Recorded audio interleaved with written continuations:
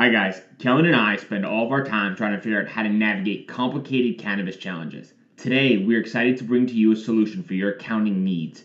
Navigating 280E, keeping clean books, and providing financial and accounting advice is a massive headache for so many businesses. End to End is a team of CPAs with backgrounds from the big public firms that specialize in the cannabis industry. End to End is offering a no-cost consultation if you tell them the Dime sent you. That's right, free accounting advice. Go to n2nadvisors.com now to take advantage of this. That's N, the number 2, NADVISORS.com to get free accounting advice now. The Dime is sponsored by Eighth Revolution. The cannabis industry has unique challenges, which means you need a multifaceted partner to help you navigate the landscape. Eighth Revolution has a team of experienced science and business experts to provide a unique analytical approach, providing services from capital to cannabinoid and everything in between. This is The Dime. Dive into the cannabis and hemp industry through trends, insights, predictions, and tangents. What's up, guys? Welcome back to another episode of The Dime. I'm Brian Fields. I'm with me, as always, I've got my right-hand man, Kellen Finney. And this week, we've got a very special guest, another East Coaster, New York's own Mike Mejer, founder of GreenLane Communications. Mike, thanks for taking the time. How are you doing today? And I'm doing great. I always love talking to other fellow New Yorkers that are in the cannabis space. So the pleasure's mine. Awesome. Kellen, what's going on, man? Not a whole lot. I'm excited to be the only West Coaster on the podcast today. So it'll be interesting to get both East Coast takes. East Coast wave is finally here. So, Mike, before we get started, better late than never. I'm gonna edit that part out. Before we get started, Mike, can you tell our listeners a little bit about your background? Yeah, for sure. So at the moment, I do PR in the cannabis space, but taking a little bit of a rewind. I got started in public and media relations and a little bit of thought leadership development around 2011, 2012. But I was working in the book publishing space at the time. So I was working with nonfiction business book authors who were launching their books. And at a boutique agency that I worked for at the time, we essentially just did a PR campaign to launch them, kind of build up their authority, their credibility, their expertise, and shine a positive spotlight on that. But about 3 years into that journey, I decided to take a trip to a local hemp wellness center here in New York and just educate myself on cannabis, on CBD. How do all these different cannabinoids interact with the body? And I would say about 5 minutes into my visit, I was just having a great conversation with the shop owner.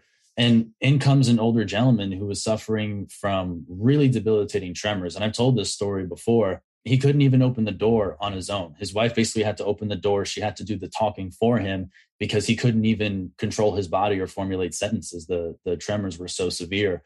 And long story short, the owner was just like, "Hey, listen, I have this one tincture specifically that I think could really make a significant impact and a difference on this situation. Feel free to try it out if you want. Make yourselves comfortable. Hang out for 5 to 10 minutes. See how you feel, and we'll take it from there." And so I'm watching all of this, go on. I kind of took a step back, but I'm watching all of this take place. And after he took the tincture, what felt like maybe 2 minutes, and all of a sudden it was like a light switch. He regained control of his body. Tremors subsided from what it seemed like maybe like 70%, 80%. And all of a sudden he was able to talk again. And the first words that came out of his mouth were, "I need the biggest bottle of whatever shit it was you just gave me." And that was like the coolest moment. But it was, and I get goosebumps every time I tell that story. But at that moment, I was like, you know what? I love what I'm doing. I love business. I personally, I'm like a personal growth, personal development junkie. So I love that world of books. But I felt so drawn to putting a positive spotlight on people like that shop owner, making a positive impact on other people through the use of, cannabinoids or cannabis-based products, that instantly I was hooked. And I just decided to transition over from that world over into cannabis. And so I still take that same framework and that those modalities, but I just decided to bring them over into cannabis. And now we're almost 3 years in, and it's been one hell of a ride. And I love hearing that story. So I want to kind of talk more about that, right? You're making the pivot into cannabis. Obviously in New York, as Kellen was saying, we're a little bit behind. So what does the surrounding people in your life say when you're like, "Hey, I'm pivoting my life, I'm moving into cannabis"? What's the natural kind of conversation like? So at first I knew that it wouldn't be a good reaction. It would be like, "What? Like, what are you doing? Like, it kind of just seems like you're going off into this crazy direction. So I didn't really talk too much about it. I just did it. And I was like, I think the work is going to speak for itself. I just have to do it. It was a little bit of blind faith, a little bit of a risk, but something in me was like, no, you can do it. So I did it. And things were really starting to take off. And that's when I started to talk about it a little bit more with, friends, family, people in New York. And at first they were kind of like a little bit taken back by it, but then they were also like very, very intrigued.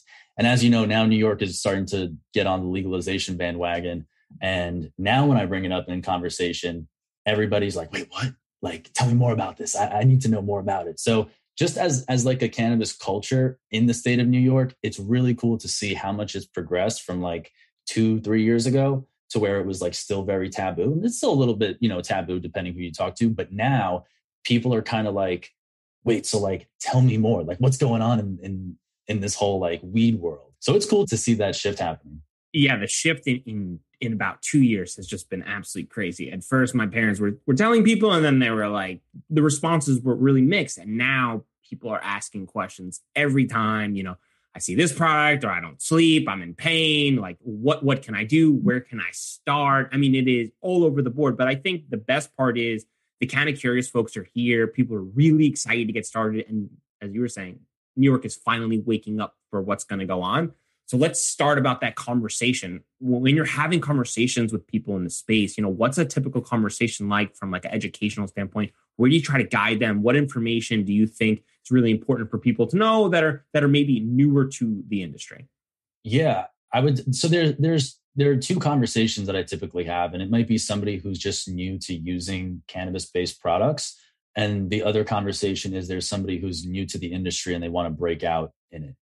And I think for the industry part of that question, I always emphasize relationships. And I know my business is based on relationships, just being in PR, but so many other businesses, whether it's compliance, extraction, even like CPG products, every single CEO or founder of a company who's doing well will always tell you, if you ask them, what's been one of the keys to your success, it's relationships and having strong bridges that are built on a foundation of trust. Because I almost feel like maybe about 5 years ago, a lot of people came into the cannabis industry from outside industries, and they promised a lot of folks the world, charged them a hell of a lot of money, didn't deliver, bounced. And so now that leaves a sour taste in a lot of people's mouths when they see new people coming in. And so what I always say is do your best to just build trust, build rapport, and play the long game, because there is no other game. People in cannabis are very keen to picking up on people who want to come in, try to make a quick buck, and then get out. So if you think you're going to be able to put one past these folks, it ain't going to happen.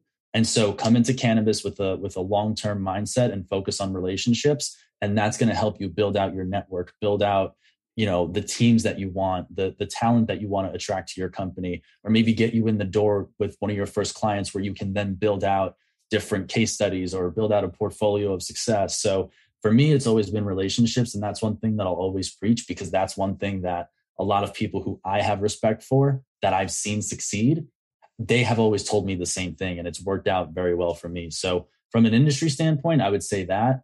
From the other conversations where people are getting into products and they don't know where to start, on the THC side of things, don't just read the back of a product label and be like, oh, this has 33%. This is going to be amazing. You might have the worst experience of your life, and that's okay. But it's not all about the THC. It's about all the other cannabinoids, the terpene makeup. And so that's one thing I always stress to people who are kind of breaking into cannabis products and trying them out for the first time. I really love what you said about the relationships. And I've learned that incredibly fast of how importantly valued this is at a whole nother level. And I think, Kellen, this is where you've excelled for so long is I can't tell you how many times people have opened up doors for us just based on relationships and for kind of playing the long game. So kind of go on that, Kellen, expand on that conversation.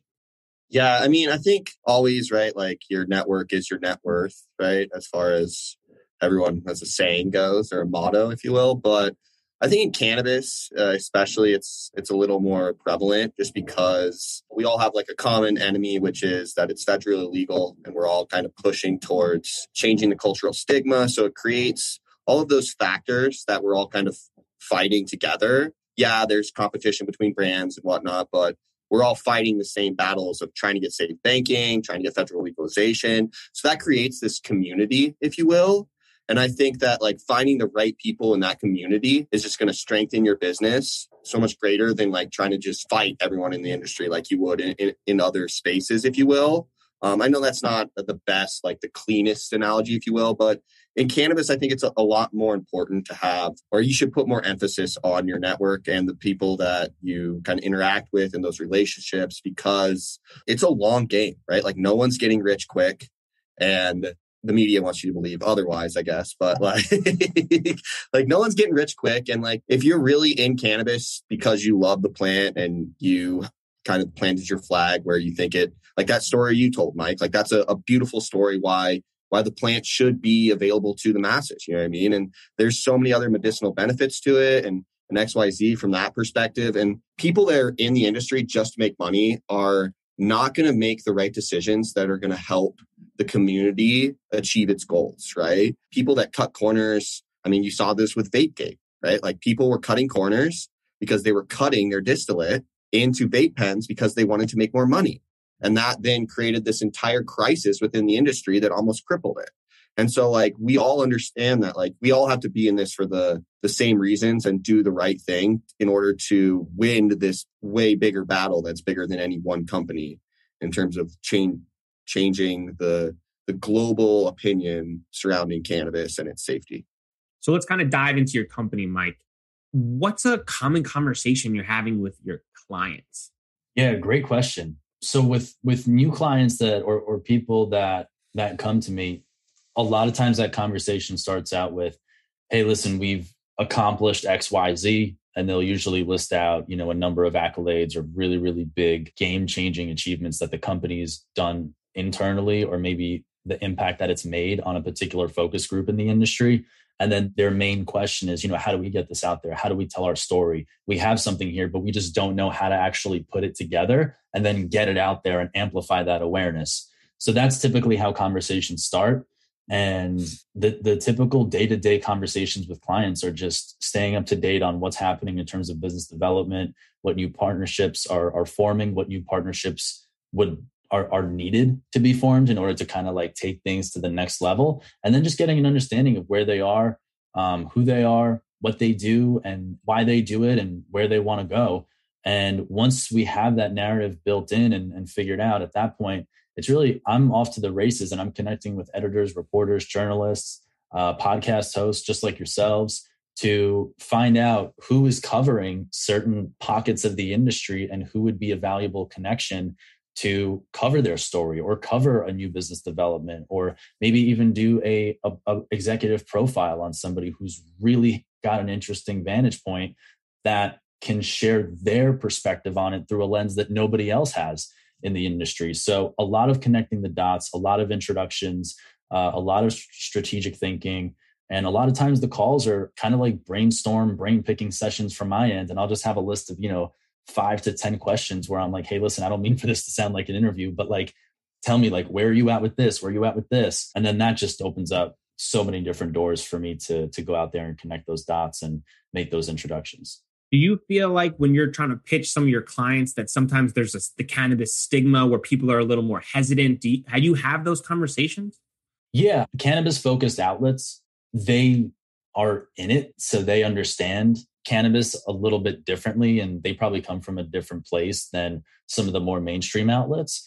But I will say it really helps whether you're pitching to more mainstream outlets or whether you're pitching to cannabis-focused outlets. It really helps when you take a very professional, polished approach. And I don't mean to be buttoned up when you're not a buttoned up brand, right? Or like changing who you are or talking differently. That's not what I mean. But like when you're sending a pitch, it should be organized. It should be straight to the point. Why am I reaching out to you? What is it that I can offer? And this is the number one thing that I want people to always take away. And this is whether they work with me or not. And I always tell them this: when you send a pitch, or if you're talking to somebody, what's in it for them? It's not about you, right? You might bring a lot to the table, but does that even matter to an editor that's maybe covering extraction, but meanwhile, you're doing something related to farming? Like, there's no connection there. You might be a great person. That outlet might be, killer. But if there's no connection, there's nothing in it for them. So I always stress there has to be something in it for them in order to make the pitch worthy. Otherwise, you're just wasting your time and their time, and they're going to remember that. So that's the one thing I always stress to people who want to pitch themselves for earned opportunities. I just wanted to give them props for emphasizing the professionalism. I think that's one thing the industry has been trying to work on for the last 5 years. And it's always music to my ears when other people are kind of continuing to push that message forward. So that was the only thing I wanted to say. Go ahead, Brian. Kellen, why do you think that's not so prevalent in the cannabis industry? I don't know. Honestly, I think that it could be because of just the demographic of individuals that like jumped into the industry. And it's an unbelievable opportunity from an entrepreneur's perspective. And I think that there's a fair amount of entrepreneurs in the space that were unsuccessful or struggled in other sectors in their life. And they saw cannabis as this kind of golden ticket opportunity to be able to start a company and still be able to smoke weed and do all these other things. Right. And turns out that like when you smoke weed all day, it's hard to kind of like be organized and professional, if you will. And so I think that at the beginning, there was this kind of like, a lot of people get in, at least from my experience, a lot of people start a weed company and they're being a weed company and they're like, oh, well, now I'm a weed company, so I can just smoke weed all day. And then I'm just stoned all day. And it's like, turns out it's hard to run a company when you're just stoned all day. You know what I mean? Or at least like be professional about it. And so I think that and this is like, I don't want to group everyone into this category, right? This is just like a significant portion of individuals at the beginning of legalization. I think that was the case. But over the course of the last 5 years, it has changed significantly. You know what I mean? And I think it's because of people like Mike continuing to push that message forward, because it turns out it's a lot easier to do business with people if they're organized, if they have their thoughts together, if they know what they want, like all of those things. So I think that could be why. I'm just speculating. Do you have any opinions on that, Brian? No, I'd be speculating as well. But I think, at least from a communication standpoint, like Mike was saying, I think some of these established journalists are expecting like a normal standard pitch when they get these recipients. So when people come with a different style, it's not going to resonate as well, right? There's going to have to be this molding of the two industries. Sure, you can do these different styles in cannabis. You can be stoned all day if you want. I mean, at the end of the day, there's like a adherence to business practices that is a standard across the space. And the one thing is respect others' time, trust, relationships. And when you're going to pitch something, make sure it's valuable. Make sure that you do a little due diligence to make sure you're pitching correctly. Because I can't tell you how many times we've had conversations with people who come to us and are like, yeah, I just want to run like ads on this, or I want to do this. And it's like, that's great. But like, have you kind of thought through the approach? Well, cannabis is a lot of things. There are additional challenges in cannabis from a marketing sense. And Mike, I want to go back to you on this because I'm curious as if with some of the first time founders, they approach you and they're like, hey, like, let's take this approach. And you're like, hey, sorry about that. But like in cannabis, we can't do X, Y, and Z. Do you have those conversations at all? Yeah. I mean, I've had every conversation under the sun. And that conversation typically goes over pretty well because I'll always preface it with being like, I'm here to offer you just what I've experienced. And based on that experience and based on some of the results, good and bad, I just want to share this information with you. Whatever you do with it, like at the end of the day, like your brand, your company, like your business, that's your baby. And I totally respect that. And I get it. So at the end of the day, like you are in your driver's seat, you can do whatever it is you want. But if you ask me, I would advise against it because of X, Y, Z. And 9 times out of 10, people are cool with it and they respect it and they take it and they run with it. And sometimes they may be like, hey, that's a great idea. So does that mean that we can maybe do this or do a play on this? And I love those conversations, right? Because that means that we're getting somewhere. And a lot of times I learn so many new things just by having those conversations and by opening up those cans of worms. So I welcome those conversations. But one thing that I wanted just to kind of go back on real quick, and this just stresses the importance of being professional and organized. I reached out to an editor of a pretty big industry publication. And the reason that I have a good relationship with them is because of one pitch that I sent last year. And the response that I got was something along the lines of, wow, I can't believe how organized your email was. I really appreciate it. And I wish that more publicists were organized like you. Isn't that incredible? Yeah. And the reason I share that The only reason I share that is because the response I got had nothing to do with the client, with any products, with any questions about the products. It was just because my email was organized. It had bullet points. It was short and sweet. It had a very simple call to action at the end. It took me maybe 5 minutes to write up. And to this day, I have a great relationship with them. And it's all because of that one simple thing that had nothing to do with cannabis. It had nothing to do with the topic. It was just a simple matter of being organized, putting together a really good, simple email, and that's it. So just going back to like the professionalism, that was one example that I wanted to share with you guys and your listeners, because stuff like that is priceless.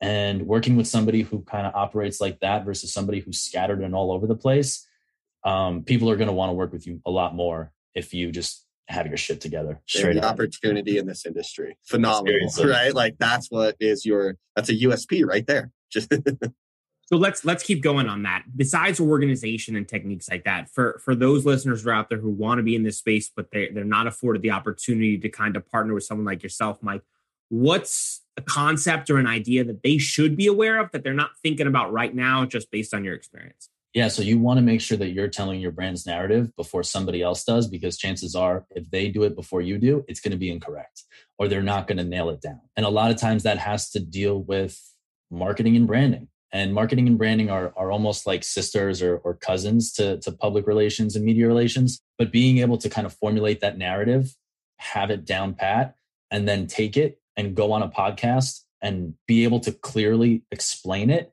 in a way that's very easy for everybody to understand and run with, or to write an article about the pocket within the industry that you or your brand is actively working in. Doing those things and starting with those things is a great place to just start telling your brand narrative, building authority, building trust, building credibility. And all of this just goes back to none of this is short-term ROI. I mean, sometimes it does result in a phone call or an email or a couple of new leads coming in, and that's great. But all of this is just like brick by brick by brick, and it's a long-term play. But after a certain amount of time of doing it, even just after a year or two of doing this, you're going to look back in the mirror and be like, wow, I started here and now I'm here. And a lot of this has to do with the credibility and the authority that I've built up over time. So starting with podcasts, guest articles, pitching yourself to editors or to writers and offering your insight because you know that they cover certain topics and you could potentially offer them some insight as well as their audience some insight that you know they value and they're interested in. And just sending emails and being friendly about it. And if they say no, offer them, well, hey, I appreciate the response, but at the same token, if there is anybody that you're looking to connect with, please feel free to reach out because I'm more than happy to connect you with them if I happen to have an expert in that category in my network.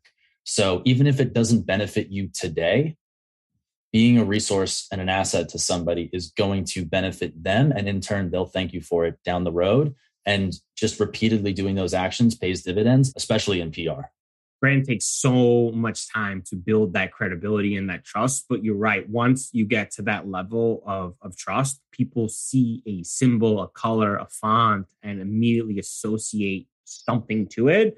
And if you can associate or elicit some sort of positive affirmation towards that, you've done something that many people really aspire to do. But that's not easy. And that's the hard part, is that everyone wants to do that, but are not willing to put in that grit and that consistency over time to build that. So, continuing on that route, Mike, like when people are shaping that story and, they're interested in cannabis, like telling that story is so delicate balance, because a lot of people have interest in being in cannabis or want to be in cannabis and love the plant, love smoking weed. But how do you get down to that true story is really art. So, Mike, is there techniques that you can recommend to people that are trying to craft that cannabis story? So, the story has to be genuine, right? Like you kind of have to look back and ask yourself, do you want to be the face of the company, or is it just going to be a brand that stands on its own? Are you going to support it? And it depends, is it a CPG product? Are you a consultant? Are you a company that offers services? So a lot of these things come into play and kind of throw wrenches in the nitty gritty. But overall, what I always recommend is identify who your client avatar is. So who's like your ideal client, your dream client? Figure out their demographics, psychographics. And then from there, write out a list, maybe 10 pain points that they have. and then take another sheet of paper and then write out what skills and what value propositions you bring to the table. And then just simply connect them and try to figure out, okay, well, how do I solve this problem for this person and just bridge that gap? And then from there, you start to connect the dots and you figure out, well, how can I connect with my dream clients? How can I connect with the perfect person who could really value from this service or this product? And then from there, you can start to kind of go back and be like, well, I spent 30 years in agriculture. That should be a piece of my story. And then you kind of just start, going backwards and connecting those dots and building the house. And that's really how it all starts. And that's just a good place to start. And from there, you'll gain a lot of clarity. It's almost kind of therapeutic in a way, because you can go back and just really see what's going on and what you've done and how it all comes full circle. I love that you shared that. And there's a client that comes to mind, and I wonder if Kellen's thinking the same, that created this brand and had this product and had this perfect person in their mind, right? And built this entire story.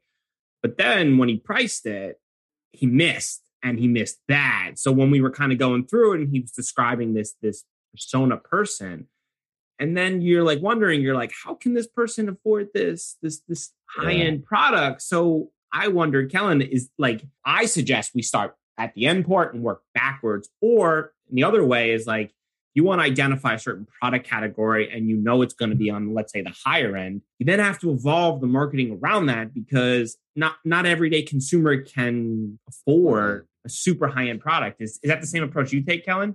Yeah, I mean, at the end of the day, that's the approach we always take with our clients, is to start at the end, you know what I mean? And kind of what the best case scenario looks like, and then try to work backwards from there.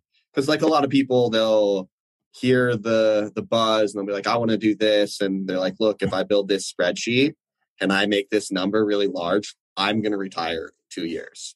And you're like, that's just not how this works. And so working backwards is always what I found is that at least the cleanest way to set expectations. Because I think that's a huge mistake a lot of people make in the industry, is kind of just not having proper expectations. Right. And so Mike, I have a question for you. How often when you're working with your clients, do you come across one that does have that end target avatar or product and it's really kind of buttoned up? Is that more so 60-40, what's kind of the distribution of the clients that you talk to that do have those kind of things, or at least have thought about the end consumer or the end product and what they want to do with that?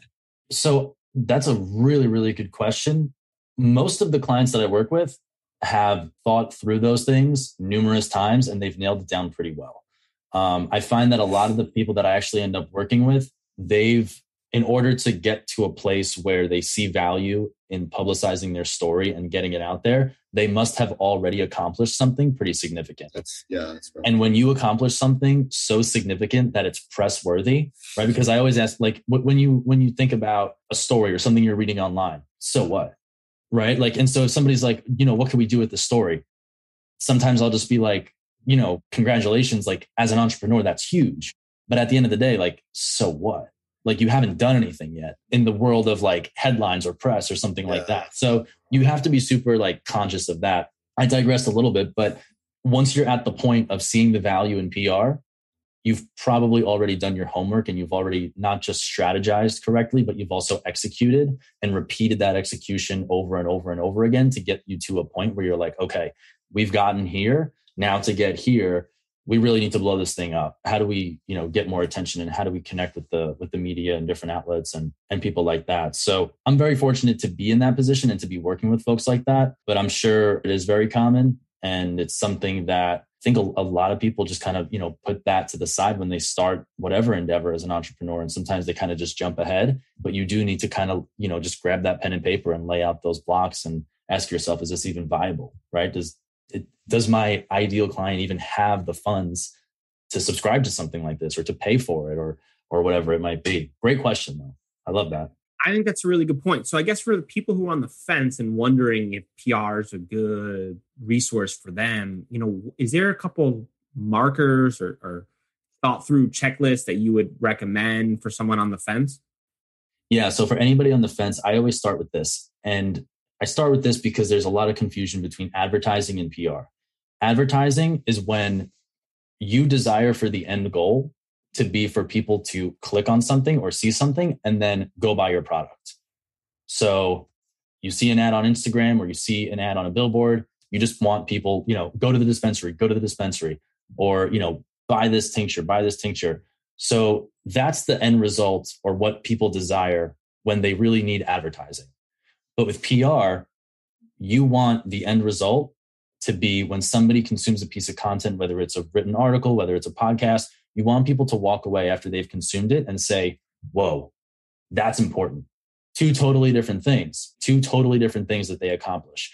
And so I always put that disclaimer, if you will, like very, very early on in conversations, because if you're looking for advertising, like I'm not going to be your guy. And if I try to convince you that PR is what you need, you're going to hate me because you're not going to get the same results as advertising, and vice versa, right? So some people think that they need advertising when they really need PR, and it goes the other way around as well. So those are two very clear distinctions. PR, you want people to get the importance of it. Advertising, you just want to drive traffic or directly drive sales and see if you can get a dollar for dollar ROI. So important, the alignment of what the true goal is of all the parties involved to make sure that everyone's on the same page. Because you're right, if they come to you, Mike, and they're like, hey, let's do this because I want to increase all of my website traffic. And you're like, well, that's a swing and a miss there, sir. Like, I don't really think that's what we're going to hope for. I mean, that's tough. And sometimes, we've had instances where we had a client that came through and thought he wanted one thing and realized midway through the journey, he needed something completely different. And that's a really challenging approach, as we're there to kind of help and guide them through some of these really challenging processes. And, it's really important to understand what the end goal is and then align with that and work backwards and make sure that you're creating a stepping stone, and every step you do is in order to achieve that goal.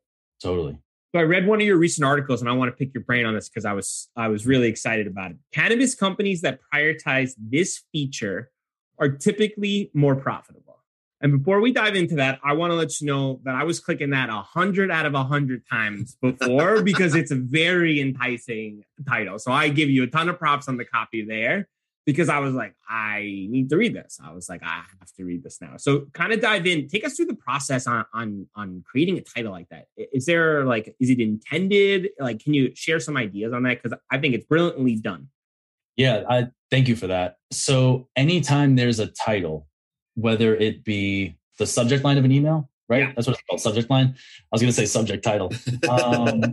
But whether it's a subject line or whether it's a title of an article, your goal is to always just get people's attention at the very least. Because if they're not going to see it, if they're just going to blow past it, what good is the content that you spend hours developing on the inside, whether it's the body of an email or an actual article? And then I always like to back up the title to make sure that it's not considered clickbait, or somebody clicks on it and then says, that was a good title, but this is just awful. Like, this has nothing to do with the title. The way I like to make sure that doesn't happen is to make sure that I can quantify, or I have done research that quantifies whatever statement it is that I'm making. So that article that you're referring to, I think I wrote about compliance in that one, right?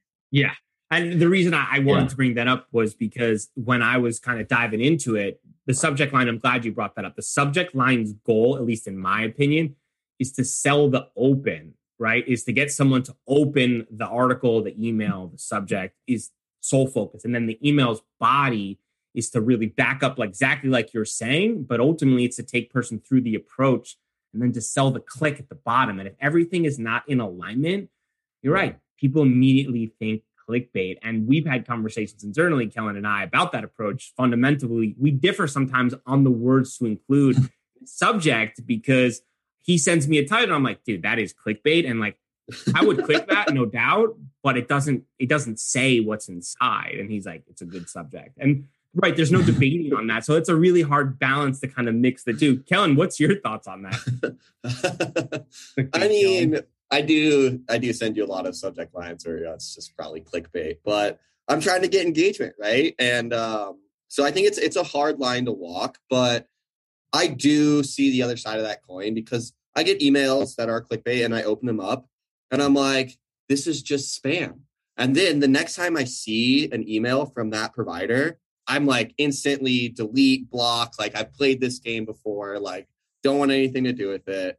And so like there's a huge importance from a building a brand perspective that needs to be placed on those kind of situations. And I'm glad that I have you there to kind of filter some of my more clickbait subject line. I mean, I'll definitely click it, right? There's no doubt about it, but you're right. I'll be upset after. And one interesting thing that I've learned in my experience, at least, is that sometimes it's okay to have a dull subject when the value inside is expected already.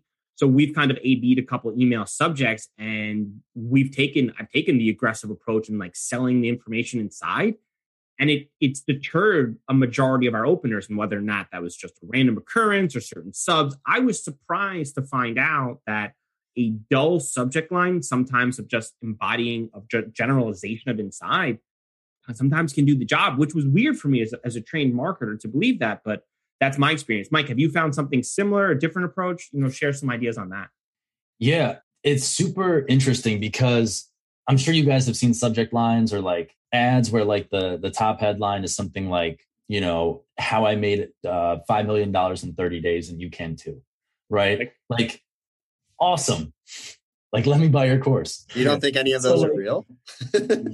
You're really attacking money Twitter out there, dude. Be careful. They're very Kellen, we gotta talk after the show, man. Clickbait Kellen. But no, so like that's probably a bad example. But like something like that is kind of what I would consider like, yeah, that's like a sexy headline. That's very like general for the most part.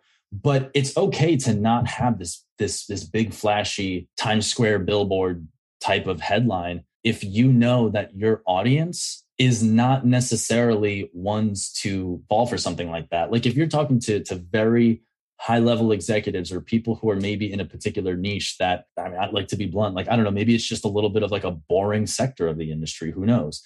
So like, you don't have to try to come up with all these like bling, bling, flashy subject lines because they don't even want that. So like sometimes you do have to kick it up a notch, but then other times you also have to get a good understanding for who it is you're talking to.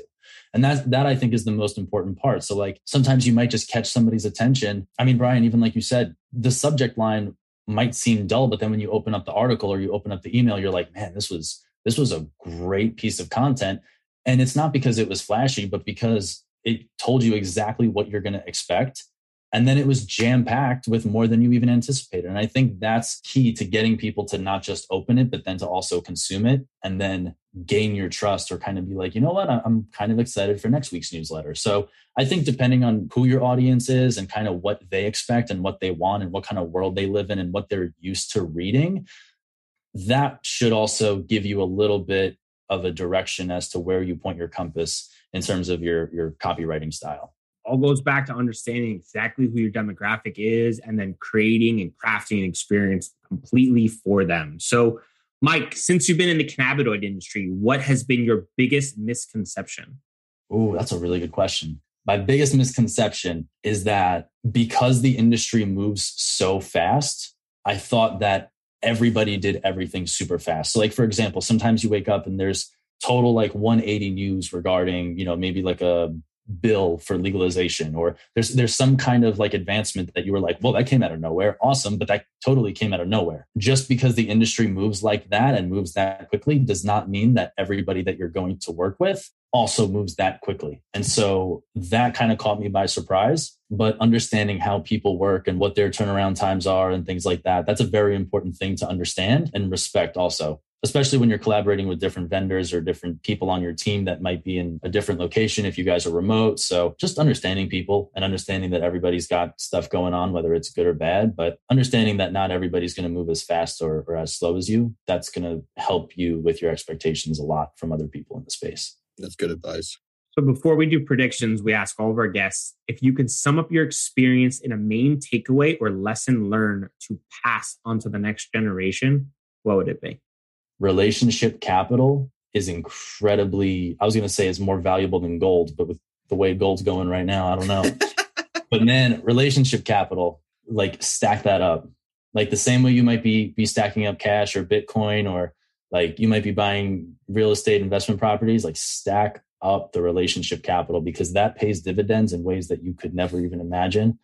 And you can't do things alone. You could be a solopreneur. You could be, a 1 or 2 man operation. But like at the end of the day, let's face it, like there's 3 of us on this this podcast right now, you guys have done, how many episodes already? Like these are like all these different people, even though they might not be on your payroll, even though they might not be direct vendors, but like your paths cross. And so people they will help you get to where you want to go as long as you help them get to where they want to go.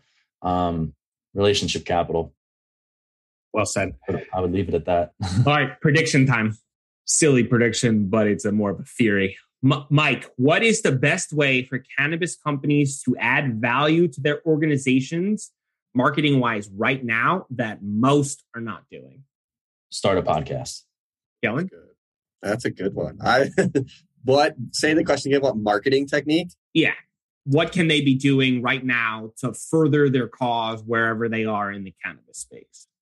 I'm going to go with consumer-facing brands, and I'm going to say more traditional marketing techniques. And I think as more white label brands have entered the space, they've tried to employ like other marketing techniques that are successful in the 21st century, right? From a consumer packaged good perspective. But I think that every brand I've seen become successful has been very, very involved in kind of that, like almost like a grassroots movement, right? So like hosting vendor days, like becoming friends with the bud tenders, right? Like all of these things are just, I don't think that they're executed as cleanly as they could be, and that most brands kind of undervalue that, I think personally, and they're not investing enough time into the relationships, if you will. Brian, what's your thought? This is your wheelhouse. I know, and I don't have any. I don't prepare an answer. You wrote the question. I know, but I mean, every time we've done 100 of these, and 99 out of 100 times my answer's been stolen. So to have a pre-prepared answer is usually a waste, and sometimes my second answer's been stolen. So, podcast is a great one. It is exhausting. It's tiring, and it's harder than I ever realized it could possibly be. I think being authentic would be so valuable. And the one idea that came to mind when you guys were talking was like getting an inside look behind some of these companies and what goes on. I think it's so fascinating from like a documentary standpoint. The industry is moving so fast, and the things that are going on are ridiculous because these companies are scaling. They're trying to build out these obstacles. They're dealing with ups and downs throughout the day. They're looking for employees.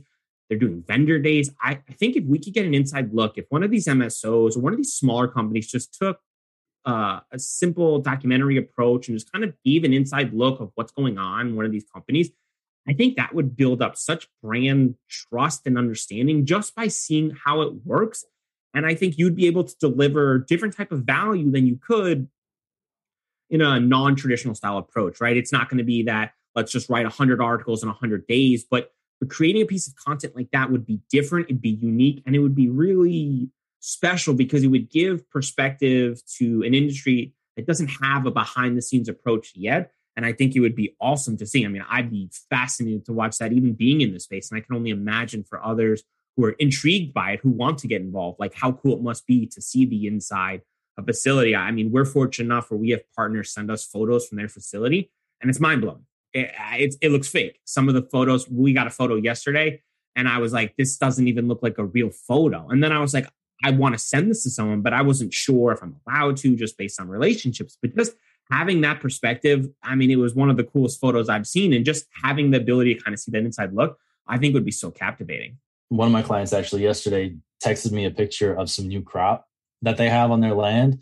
And I'm on the call and I'm just like in the flow of the day. And I'm just like, all right, cool, whatever. Like, oh, nice. All right, cool. I'm glad we got this, glad we got that. And then I get off the phone and I'm like, this is my job. Like people sending me pictures of like fields of like all these plants. And like, I'm getting like up close pictures of like different buds and stuff like that. And like, if I was in high school and you saw my phone, you'd be like, we're sending you to the principal's office, young man. But like now, like you see my phone and you're like, tell us about this. Like, how is the industry in New York? And it just goes back to kind of what we talked a little bit about before, how things are changing and how it's just so cool that the three of us here could even be in a position to where this is our livelihood. And this is kind of what we do day in and day out. So I always think it's cool just to kind of have a moment of like gratitude for the fact that this is what we do. So it's pretty cool stuff. Yeah, it's pretty awesome. And I think for those who are interested in getting into the space but are hesitant because of whatever reason, I mean, you got to be in it to win it. And cannabis is still in its infancy stage. And I know we've said this repeatedly, but like think about it for a second and actually realize like it is still federally legal. We still cannot buy legal products here in New York yet, soon. But I mean, just from a perspective of where we are, we have so much where to go. And now is the best time to get in if you weren't in yesterday. So Mike, for our followers that want to get in touch, they want to learn more, where can they reach you? Yeah, connect with me on LinkedIn. That's probably my favorite platform. And then if you want to visit the website, greenlanecommunication.com, or you can send me an email, mike@greenlanecommunication.com, and I'll get back to you pretty quickly. I'm always up for a good cannabis chat. Well, thanks so much for your time, Mike. We look forward to talking to you soon. You too, fellas.